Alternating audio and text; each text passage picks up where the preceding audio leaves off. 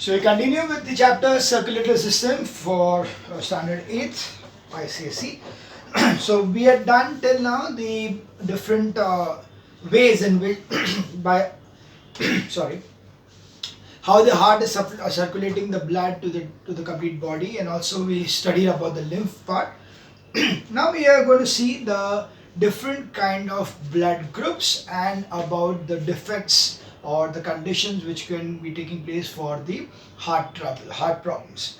So first of all is the blood groups. Now see, we say that human being has got blood. Okay, the blood is the circulating, but each and every person does not have the same blood. Okay, the blood is being classified into different groups because certain kind of antigens, that is some kind of some kind of a microorganism which is there, which is present in the blood, and depending on what kind of that particular antigen is present, you will be having the name of the blood as A or B or O, right? So it is that particular. And apart from that, there is also one more factor which is present in the blood or absent in the blood. If the blood has got that factor in it, then it is called as Rh positive. That is, rhesus is the factor. So rhesus is Rh positive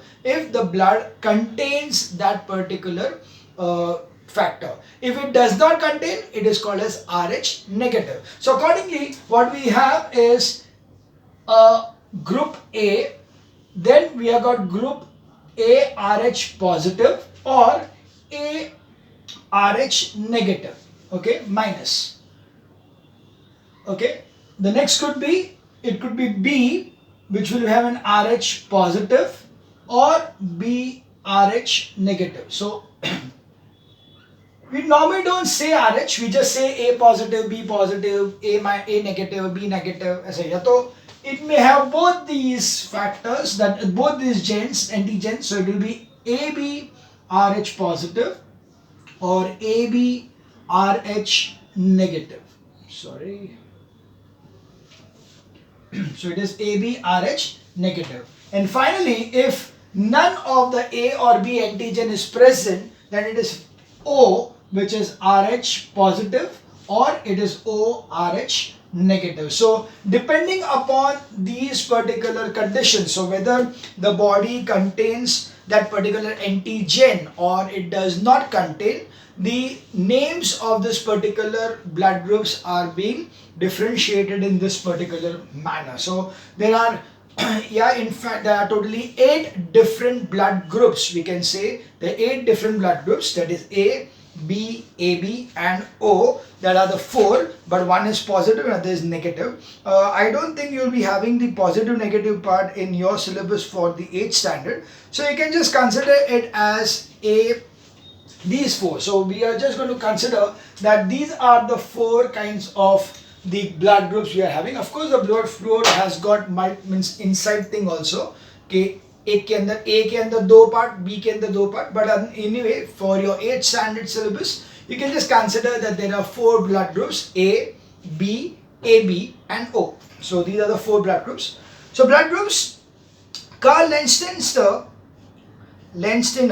in 1900 identified different types of blood groups in humans. These blood groups are differentiated on the basis of protein, that is antigen, found on the surface of the RBCs. There are 2 types of antigens, A and B. So there are certain kinds of proteins which are present on the red blood cells, that is RBCs of our blood.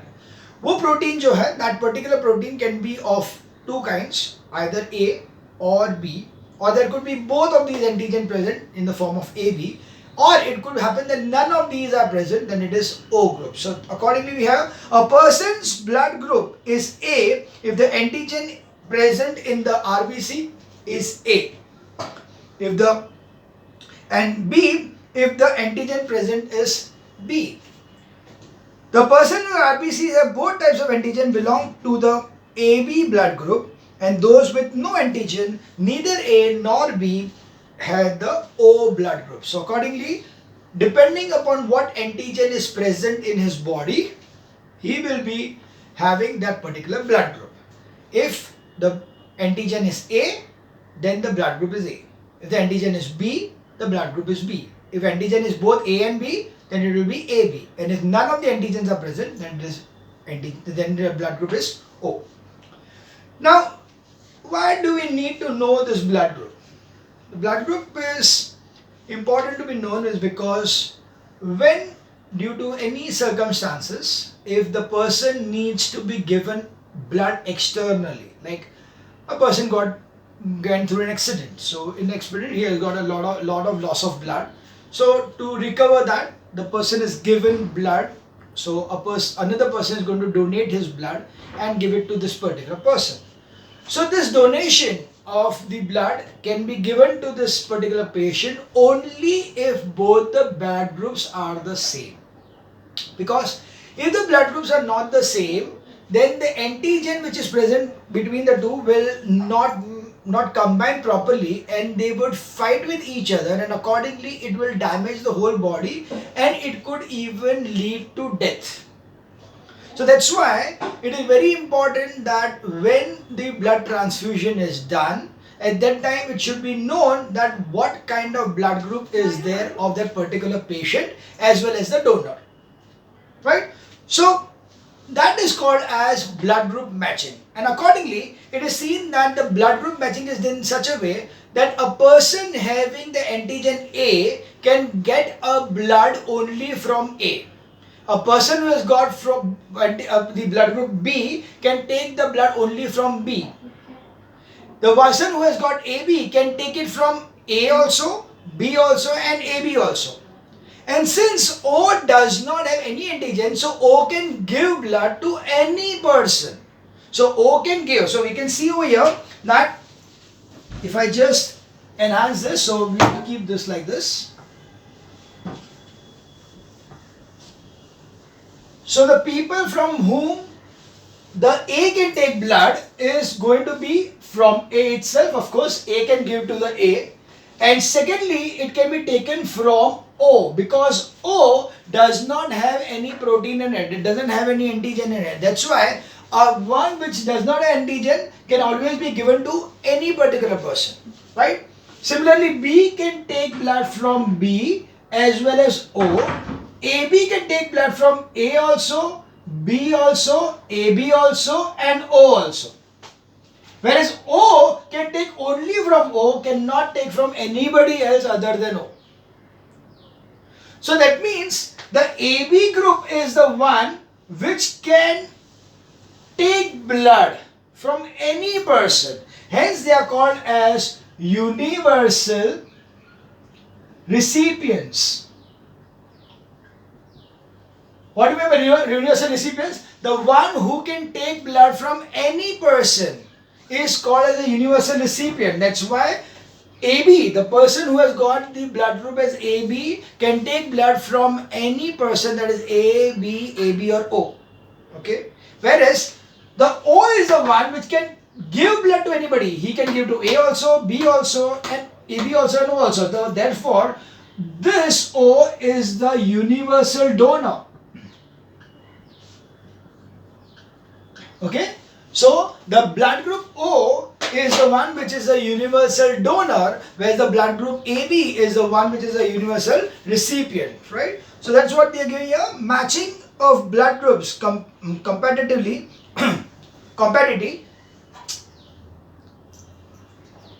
compatibility under the ABO system for donation is done as follows. Tick mark for yes and cross for no.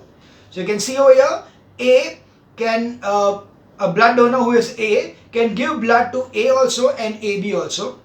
A blood donor who is B can give blood to B also and AB also. AB can give only to AB and no other person, and O can give to all the 4 persons. So that's why it will be seen that O is the universal donor, whereas the recipient AB is the universal recipient. What do you conclude from the above matching? The blood group of A group can be given to the person with A and AB groups. The blood group of B group can be given to a person with B and AB group. The blood of AB group can only be given to AB group, but a person with AB type of blood can receive blood from all types, is therefore a universal recipient. The blood of O group can be given to all groups, hence a person with O group O blood group is called a universal donor. So that is a very important part, that this table, what we can see is very, very important. The table which is given in the textbook marked more clearly with X and tick marks. So that is a very important one. Yeah, they are given us a small thing about here. Sometimes people are responding with saying be positive, be negative. Be positive negative refers to another blood group system called RH system, which you learn in the later class. So that is what is there in the activity 1. Activity 1, you are asked to find out the blood group of your family members and your people. So anyway, it doesn't matter. You can, that is a separate part. You don't need to understand the activity 1 is just a time pass thing. Okay.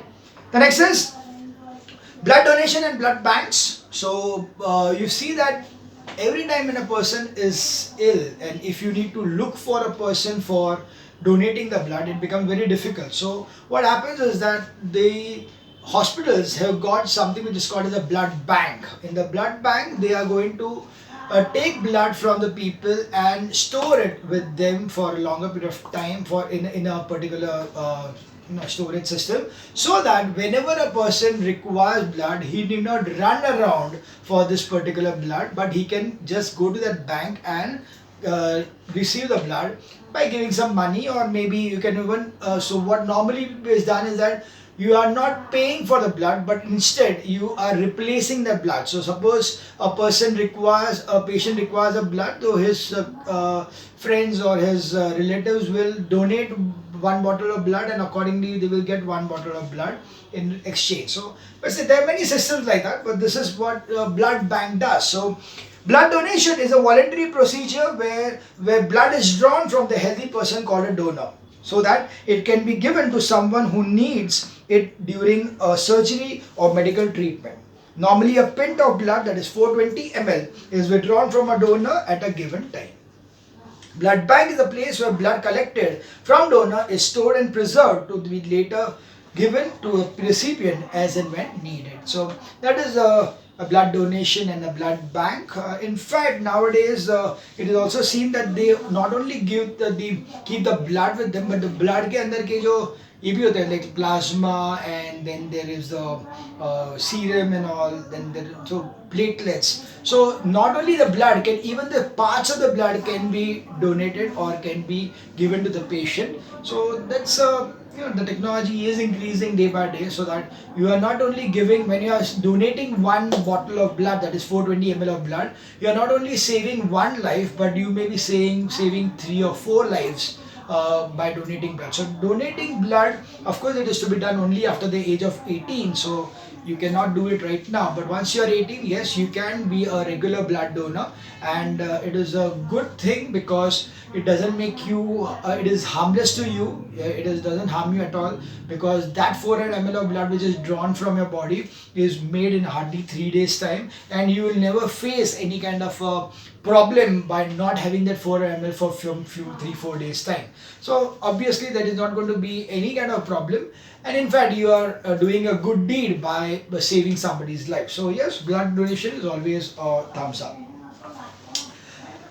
Now we see about the heart related conditions. So there are certain kind of conditions, or you can say the disease is in fact, we can say, wherein the heart is not going to function properly, and these are sometimes fatal, and these are sometimes it is they're not fatal, but it is a continuous process in your life that you need to keep a track of that particular blood pressure or some disease, and some medicines will be required. So there are certain conditions over here. The first one is palpitation. So what is palpitation?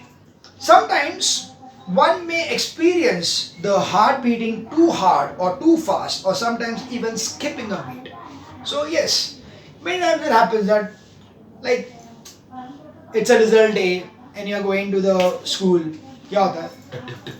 Yeah, that's definitely going to happen, that your heartbeats are going to be very fast, and because you are awaiting that results, or maybe even if not results and all, you just take an example of any football match or a cricket match when it's the last 1 minute or something, or when the condition is that okay, एक ball में एक 4 run चाहिए या 5 run चाहिए, and the person is just about to hit a 6 or something. So at that time what happens, you are just getting too excited, and that's why your heart beats faster. And yeah, of course there's a certain kind of emotional thing, but sometimes it is also going to be due to some kind of a problem. So anyways, whenever your heart is beating much faster or it is skipping a beat, वैसा type का condition जब भी होता है, तो this can be frightening but not serious or harmful, and often this condition goes away on its own.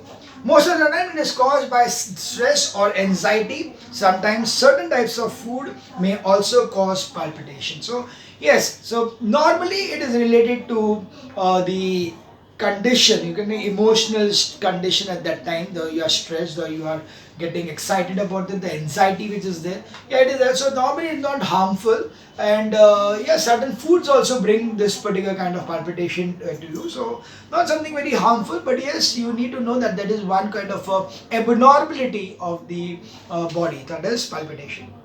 In rare cases, palpitation may be an indication of a more serious heart condition, especially if it is accompanied by shortness of breath, dizziness, or chest pain. So, in case this palpitation is there accompanied with a chest pain or sweating or shortness of breath or dizziness, so if it is going to be like that, then it is definitely not something just anxiety, but it could also lead to something bigger problem. So that's why at such cases you are not going to neglect those conditions and going to see to it that you are focusing on that particular condition, and see to it that you may need to go a doctor and see a doctor and understand why it would have happened. The next condition is hypertension. You must have heard a lot about hypertension, okay, high BP, that's normal terms used in our day-to-day life. So high blood pressure or hypertension is a condition wherein the blood pressure in the arteries, so that pressure which is, see, we know that the heart is going to pump the blood, and when it pumps the blood is going to come out as spurts. So whatever spurts से आएगा, तो it will be pressurizing the arteries of our body. So that pressurization जो है, if it is too high, it may lead to rupturing of the arteries. So then it could be a problematic thing. So अगर brain में अगर ऐसा कुछ हुआ, तो what is called as a brain hemorrhage. Okay, so hemorrhage is nothing but the capillaries of the blood vessels, the capillaries are exploding, or you can say they are just destroyed, or not destroyed, but they just rupture. If they rupture due to the high pressure, then it is called as a hemorrhage. So internal bleeding is an hemorrhage. So here it is that there is a condition that occurs in a person when blood flows to the blood vessels with a great force greater than normal. This is also called high blood pressure. Hypertension can strain the heart, damage blood vessels, and increase the risk of heart attack or stroke. So these are the conditions when, in case the hypertension is there, if the person is suffering from hypertension, definitely there will be a problem with the heart, because the heart is going to be pressurizing too much, so will be a problem हो सकता है. The arteries which are there, they are going to be under pressure, so there could be a problem. And also it could increase the risk of heart attack or stroke, brain stroke, that is basically clotting of the blood at some point. So that stroke is another condition which is possible.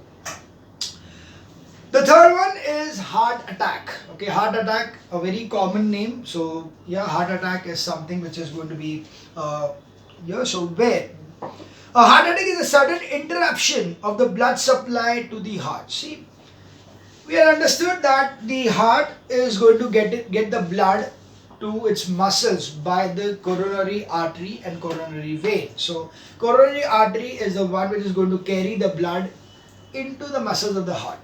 Now, if this blood supply to the heart muscles is not proper or it is insufficient, the muscles will get tired, or basically they will not be getting the nutrients what it requires or the oxygen what it requires because of some kind of blockage.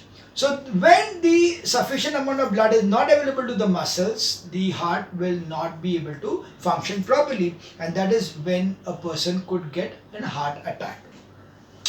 So it usually occurs due to a blood clot that prevents the flow of oxygen-rich blood to the cardiac muscles. As a result, a part of the cardiac muscle dies and causes a permanent damage to the heart. However, the heart still functions and sends blood around the body. Some common symptoms of a heart attack include uncomfortable pressure, tightness, or squeezing pain in the center of the chest, discomfort or pain spreading beyond the chest to the shoulder, neck, jaw, teeth, or on both arms, shortness of breath, dizziness, sweating, and nausea.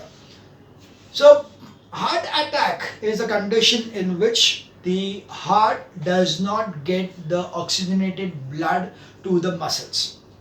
This is because the capillaries or the arteries which are giving it our coronary artery has got some blockage in between. The blockage will be nothing but the blood clots which are being formed inside, and these blood clots are not allowing the blood to go further. So now there are multiple branches of the blood capillary. So कहीं कहीं पे जा रहा है, कहीं कहीं पे नहीं जा रहा है, कहीं पे block हो रहा है. तो if that blockage is there, it will automatically not allow the blood to flow through, and when it is not allowing the blood to flow through, so that particular part where the blood is not available, that particular muscle of the heart will get damaged. It will not be functioning, it will die in fact.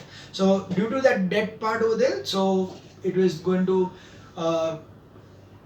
obviously it is going to give you much more problems. So due to this, the heart attack जो होता है उसके अंदर what we normally have is chest pain, a severe chest pain, such that it elongates the chest pain, and just squeezes in the shoulder or the arms or the neck and the jaw. So these are certain areas where you are going to, you are going to feel a tight feelings that somebody is just holding you tightly over there, and plus nausea, dizziness, and kind of sweating. Of course, sweating is also one of the conditions wherein a person may be having a heart attack. Okay. The next one is another part which is normally something which is suddenly happening, and that is called as a cardiac arrest. Okay, heart attack and cardiac arrest are two separate things. So a cardiac arrest occurs when the heart suddenly stops pumping blood around the body. Now, the cardiac arrest means just the failure of the heart. The heart is not able to pump the blood and it stops. Suddenly it stops. Okay, it's when it suddenly stops pumping the blood, that is nothing but cardiac arrest. Okay. Someone who is having a cardiac arrest will suddenly lose consciousness and will stop breathing or even have abnormal breathing. Some people may have a chest pain, shortness of breath, or nausea before a cardiac arrest occurs. If not treated within minutes, it usually results to death. Now, this is a very dangerous situation, and normally it can happen in any age group also. Like you must have heard many times that a football player, suddenly a young football player, hardly 20 years of old age, and he suddenly on the field itself he collapsed. Okay. So what was that? That is nothing but cardiac arrest, because when he was just in so much of anxiety or whatever was there, it was so high that the heart suddenly stopped functioning, and there was a cardiac arrest, and he must have not taken up the signals what he was getting initially of the breathlessness or the dizziness. He did not take that signals properly, and due to which suddenly the cardiac arrest takes place. And if that particular person is not treated in few minutes, then the chances are that he is going to die. So it's a fatal thing, so very dangerous as such. The most common cause of cardiac arrest is coronary artery disease, wherein the walls of the arteries thicken as a result of a fat or plaque deposition. Less common causes include major blood loss, lack of oxygen, low potassium levels, heart failure, and intense physical exercise. Yeah, that's the part.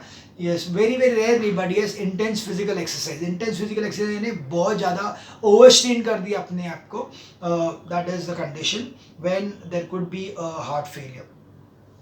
If proper first aid is provided to the patient and he or she gets the right treatment quickly, chances of recovery from cardiac arrest are quite high. Yes, it is not that किसी को cardiac arrest हुआ तो वो मरेगा ही 100%. नहीं, it's not that way. Though there is possibility that he can easily regain his normal health if it is treated or first aid is given properly. तो CPR वगैरह देना जो होता है, pumping of the heart and all, if that is given in a right manner in the right time, yeah, it is going to be quite possible that the person is going to survive very easily. So let's see what is the difference between the cardiac arrest and a heart attack. Normally people consider a cardiac arrest and a heart attack to be the same, but they are quite different. Yes, cardiac arrest and heart attack are two different things. Okay, heart attack was because the arteries, the one which were blocked over there, whereas cardiac arrest is where the heart is failing to pump the blood. Okay. During a heart attack, the flow of the blood to the heart is interrupted, while in the cardiac arrest, the heart stops pumping blood to other parts of the body. A person having a heart attack is a higher risk of experiencing a cardiac arrest. Yes, so a person who is having a heart attack can experience cardiac arrest also, but the point is that because he's already having a conditions of less amount of supply of blood to these muscles. Both heart attack and cardiac arrest are life-threatening medical emergencies and require immediate medical help or treatment. If you witness a person showing the symptoms of heart attack or cardiac arrest, you can increase the person's chances of survival by taking certain immediate emergency steps like, so this is one of the things. So now, in case it so happens that you get to be in a condition wherein a person is suffering from a cardiac arrest or a heart attack, which you may not be able to understand at that time, but then what is the first aid or what is the precautions you can, or what is the kind of first aid or the steps you can take for in such a kind of emergencies. So let's see those steps over here. I'll do one thing, I'll just continue in the same video and complete the chapter, because there is no point having just a small part of the chapter in another video. So I'll just continue in the same video. Right, so this is, first thing is calling an ambulance or a doctor immediately. The first thing of course will be to call it for an ambulance or call for a doctor. This is because you want a professional to be there at the same time, and you want the person to be transferred to the hospital as fast as possible. So ambulance, in fact you can call the ambulance as well as the doctor at the same time, because it is, both will be required. Helping the person to sit or lie down in a comfortable position so as to reduce the pressure on the heart.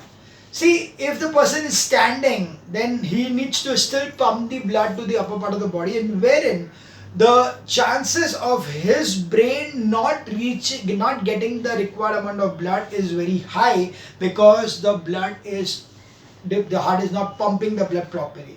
So if he is made to lie down or sit properly, then what will happen is that he will have a kind of a relaxing, okay, he needs to, first of all is to make him relax, okay, he needs to relax, because first one of the reason for a cardiac arrest or a heart attack is stress. So if he is relaxed, automatically some of the symptoms will subside. Secondly is, so the third part is performing chest compression, pumping the heart by external cardiac massage. This massage will improve the blood circulation until the ambulance or doctor arrives. So that is chest compression. So you are going to keep your hand one like this, above it like this, and then you are going to pump it. Okay, you are going to pump it because you are basically trying to push the heart. See, the heart has stopped pumping properly. So that's why when you're pushing it, you are making the heart muscles compress a bit, so that they are giving an external help to the heart to pump the blood to the different parts of the body. So that's why that is called a CPR, or I can say over here it's chest compression. The next is using mouth-to-mouth resuscitation, so that the lungs get filled with fresh air. The person will get more oxygen or the heart muscles to start functioning. Now, when the person is going to have a cardiac failure, or that is a cardiac arrest or a heart attack, he will not be able to breathe properly. Okay, when he is not able to breathe properly, so another option is to give him oxygen artificially. Now, of course, you cannot get an oxygen cylinder everywhere. So what you can do is that you can just take in air and push the air into his mouth. So what you can do is that close his nose and take in air and then blow that air into his mouth. So you have to give mouth to mouth respiration. You are going to give him a forceful amount of air into his mouth so that it goes into the lungs and it is acting as a respiratory support. So that's why, so you can go for this particular kind of a method by which the oxygen supply to the blood vessels is going to increase. So these are the 4 things what you can do if you come across any person who is suffering from cardiac arrest or heart attack. So first thing is to call the doctor or in the ambulance. The second one will be to make a person comfortable, make him lie down or sit down so that he is relaxed, so that he can ready to relax himself. And the third thing is to give him a compression, so massage of the heart so that it starts supporting the heart to pump properly. And the last one is to give mouth to mouth respiration so that it is giving him more oxygen so that he can get the blood can get more oxygen and hence support the body. Now, of course, that is the first aid, but at the same time, we need to protect our heart and we should take necessary precautions, or we can say we need to exercise in a way that we are keeping our heart healthy. So keeping the heart healthy is the facts. What are the things we need to do for keeping the heart healthy is, first one, it is important to take care of one's health to protect one from heart disease. Eating healthy food and regular exercise should become healthy habits that one should develop early in life. Yes, this is something very important. See, heart troubles are normally caused due to the cholesterol which is going to be deposited into the blood vessels. Okay, the blood vessels will have the depositions of cholesterol which are nothing but different kind of the fats. Now this cholesterol is going to be available to you in our body, or is going to be there in our body due to the food intake what we have. So excess of cheese, excess of butter and all that always produces more amount of cholesterol in the body. And this cholesterol which is there in the body is going to cause blood clotting, and accordingly it will cause the conditions like heart attack and heart failures or cardiac arrest. So that's why it is very much necessary that our food habit should be such that we should be having some healthy food and not too much of a junk food, so that the cholesterol level of our body is well maintained.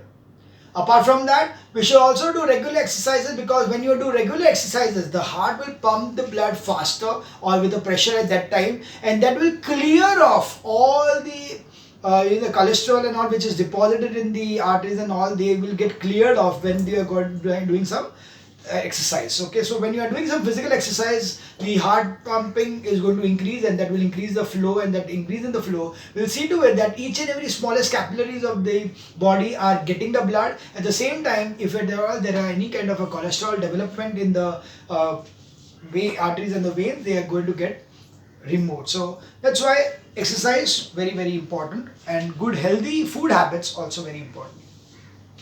The second is avoid too much of oily and fried foods. They contain fats. Yes, I told you they contain fats which produces cholesterol.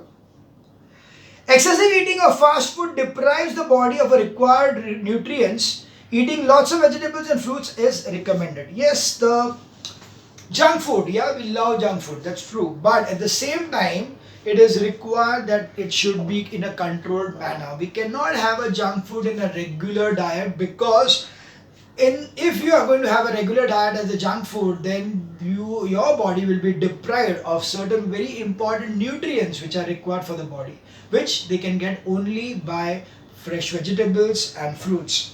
So that's why you need to have a proper balanced diet and not the only fast food and the junk food. Eat plenty of fiber containing foods such as whole grain cereals, oats, etc. So yes, the one which has got fibers, they are going to be very useful, because the fibers, they act as the cleaning system of our digestive system. So fibers, they cannot be digested, but what they do is that they clean the whole system. So it will be like acting as a the साफ सफाई का काम करेगा वो, कि it will just clean up the whole thing. So and then because it keeps the whole intestine and all the organs of the digestive system clean, so automatically the body will be more healthier. So that's why fibers will be required in our food. Next is avoid eating excessive food of amount of sweet food. Too much of sugar in the body is a major cause of obesity. Yes. Excess of sugar is normally going to cause obesity. And obesity is right now, yes, it is a very dangerous situation and it is a big disease, because obesity will automatically lead to heart failures and heart problems. It may also lead to diseases like diabetes, and also obviously it is required that you need to take care of your body and see to it that you are not going to the direction of being obese. Obese means overweight. Okay, obesity means being overweight. So if you are going to become overweight, then definitely you will be having some or the other problems starting in your body. Plus you lose your flexibility of the body, and you also will have many other problems due to obesity. So obesity will be you can say in a certain way, it will be a silent killer which will slowly and steadily make your body lose immunity, and many other problems will come up. Obesity or excess weight is a very common problem nowadays and the cause of many diseases, especially heart diseases. That's what I said, that obesity is going to lead to heart diseases and many other diseases, because obesity, and moreover you will find that the obesity nowadays is increasing more and more because the physical activity of the children is reducing day by day.